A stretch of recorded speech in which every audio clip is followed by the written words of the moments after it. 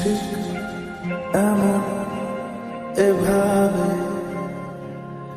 তুই থেকে যা স্বভাবে। আমি বুঝেছি ক্ষতি নেই আর তুই ছাড়া